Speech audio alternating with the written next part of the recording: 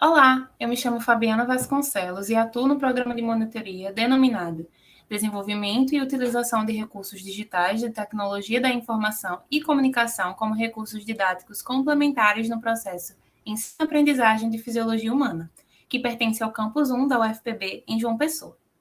Hoje eu irei apresentar o trabalho intitulado Podcast como Metodologia de Aprendizagem da Fisiologia Endócrina, um relato de experiência. Esse trabalho é de autoria minha, Fabiana Vasconcelos, de Gabriel dos Santos e Ana Lima, Luiz Henrique Vasconcelos e de Maria Regina de Freitas. Inicialmente, eu gostaria de introduzir o contexto em que esse trabalho foi criado e executado, em um contexto de pandemia, causado pelo novo coronavírus, onde o isolamento se faz necessário para a proteção de todos. Daí, esse afastamento faz com que o corpo acadêmico precise se adaptar para que ninguém saia prejudicado pela impossibilidade das aulas presenciais. Portanto, foi pensado na alternativa dos podcasts, que, segundo Barros, trata-se de áudios sobre diversos conteúdos que podem ser divulgados na internet e acessados por meio de smartphones ou computadores. Estudos já indicaram que o ato de produzir e ouvir podcasts pode otimizar o aprendizado, principalmente quando associados a outros métodos de estudo, como debates ou questionários.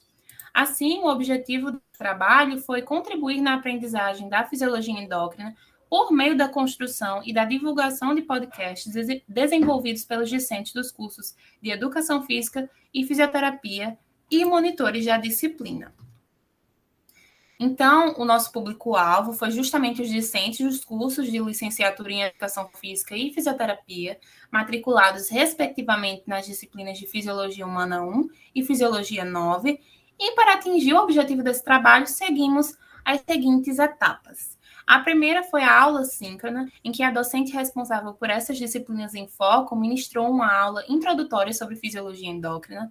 A segunda etapa foi a divisão dos grupos, onde os discentes das duas turmas foram divididos em subgrupos de 3 estudantes e cada subgrupo teve 2 hormônios como tema de seus trabalhos. A terceira etapa foi a construção dos roteiros e áudios, em que cada grupo de discentes elaborou um roteiro escrito do podcast e em seguida uma prévia do áudio, ambas apresentadas aos monitores para avaliação da qualidade do áudio, bem como para acréscimo de informações que pudessem facilitar o processo de aprendizagem. Após essa etapa, ainda tivemos a disponibilização de áudios completos, que foram salvos em uma pasta no Google Drive, e os links foram disponibilizados aos discentes por meio de grupos de WhatsApp das turmas. Em seguida, houve a etapa de apresentação e debate síncrono, onde houve uma discussão em aula sobre os podcasts elaborados pelos discentes com a docente e com os monitores.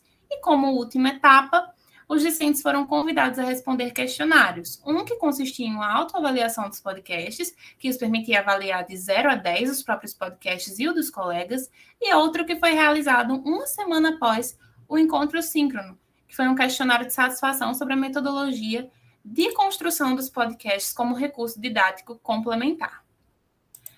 Como resultados, todos os 21 discentes participaram do processo de produção dos podcasts, de forma que foram gerados 7 podcasts no total.